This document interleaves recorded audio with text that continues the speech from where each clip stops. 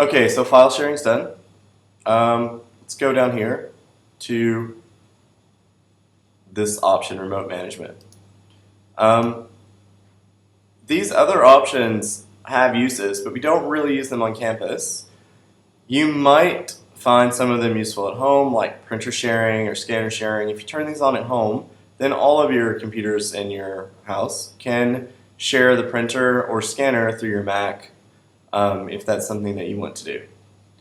Web sharing, this allows your Mac to actually become a web server. So if you build web pages, you can enable this and people can access these web pages of the internet.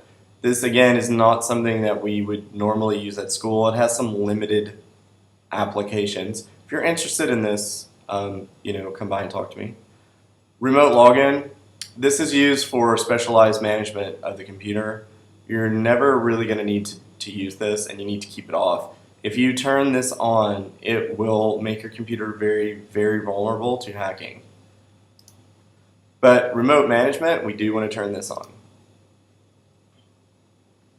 And after you turn it on, let's go to computer settings.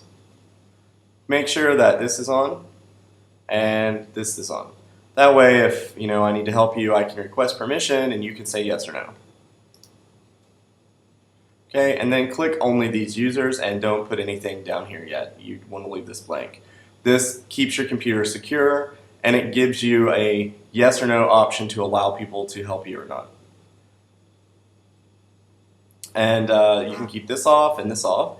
Internet sharing, this is a neat feature for your laptop. Now the way this works is if you plug your internet into the side of your computer with a cable, you can then use the Wi-Fi built into your computer to share your internet with other people. All right? It's called creating an access point. So your computer becomes like one of those transmitters that you see around the hallway. This is something we can get into later. Showing you how to do this just with this method would be quite difficult. I actually need like an external camera and possibly a couple of people to assist. Bluetooth sharing, we do want to turn this on. Bluetooth is very useful. It will let you share stuff between computer to computer very easily. You can also share stuff between your Mac and your phone with Bluetooth sharing. So let's turn that on. Now, one thing I will tell you about Bluetooth, it does use power. So if you're traveling, you want to turn your Bluetooth off, and I'll show you how to do that from your menu bar at the top in just a moment. Okay, so when receiving items, ask what to do, require pairing. This is important. This means that if someone wants to share something with you on Bluetooth, you actually get a number on your screen and they get a number on their screen, and you both say yes to this number and then you're connected. Without going through this extra process, the sharing will not work. Why is this important? Well, sometimes in airports especially, there are people who take their smartphones out and they scan for Bluetooth devices that are not secure. And then they constantly try to access them. And eventually someone will come along who's not secure and they'll download all their contact information, emails, etc. over Bluetooth by following them around the airport. As long as they're within 30 feet of them, they can download from their phone or from their laptop. So that's why you need to turn this on. Folder for accepted items, downloads, when other devices browse, ask what to do, require pairing, folders others can browse, public. There's a public folder on your Mac. I'll show you that in just a minute. The public folder basically is a place that you can put stuff that anybody is allowed to see. All right? It's unlike the Dropbox, it's for people to grab stuff.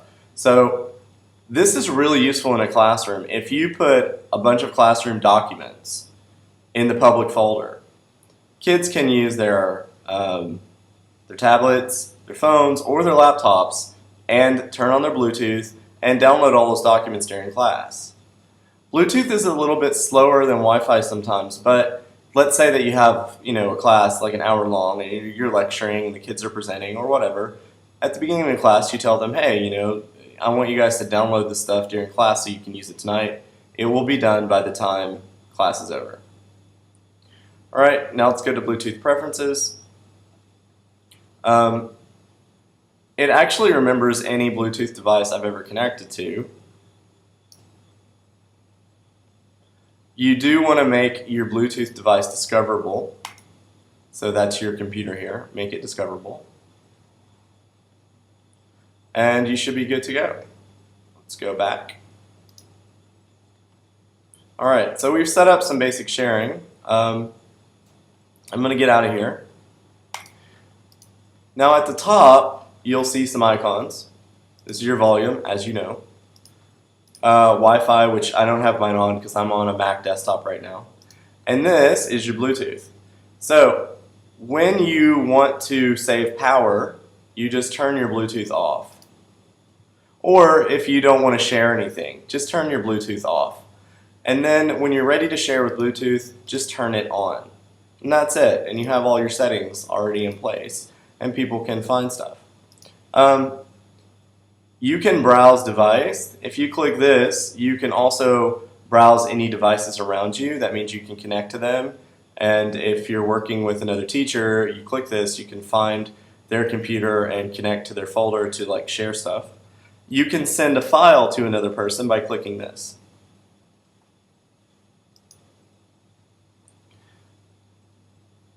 In your folders,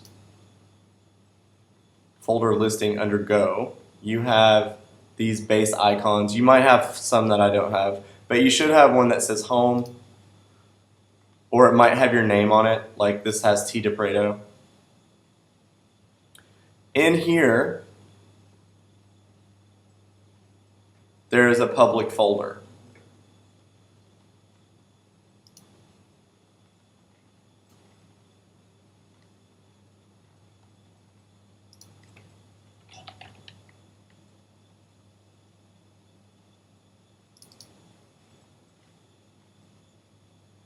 All right, and anything that you put in this folder, people can see through the Bluetooth. So again, you just go to your home directory. The way I did this is I actually typed the word public on my keyboard, and as I type, it will sort it. Oh, and just for argument's sake, PurgeMe is a program that I wrote. It is not anything about anorexia or eating disorders. Now, you set your computer up. You've got various sharing options. We did review how to share over Bluetooth, but Bluetooth can be slow. I want to show you how to find things on the network. And this means, people around you, etc., assuming they've named their computers properly. To do this, you can use the menu, but I think it's a little slow. So we're going to use a keyboard shortcut. You need to hold your command key and hit the letter K at the same time. You should get this screen. Okay? So again, I'm going to do this again. Command key K. Alright? Now, if you're a super geek and you learn IP addresses, then you can start connecting to all kinds of stuff, but most people aren't. So instead of that, we just hit browse. Okay? This actually will show you, depending on your level of access at school, computers on the network. Now, if there are Macs on and around you,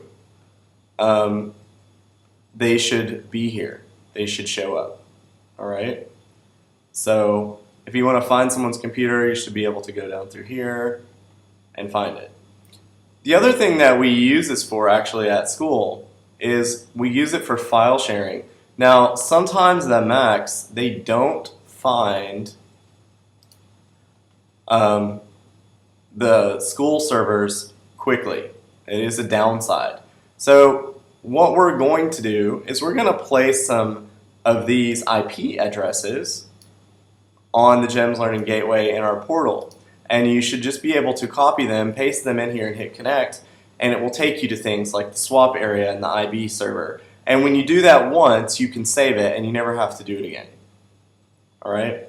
Now, just for those people who are curious, SMB, this is a protocol that is used to talk to Windows computers. Okay? And AFP is a protocol used to talk to Apple computers. So that's the difference. You do unfortunately have to type the protocol in if you do it manually. But if we put these online, again, it will be copy-paste. You will copy and then paste and then hit connect and it will connect. If it asks you for a username and password, you use your DAA username and password just like you would to log into any computer.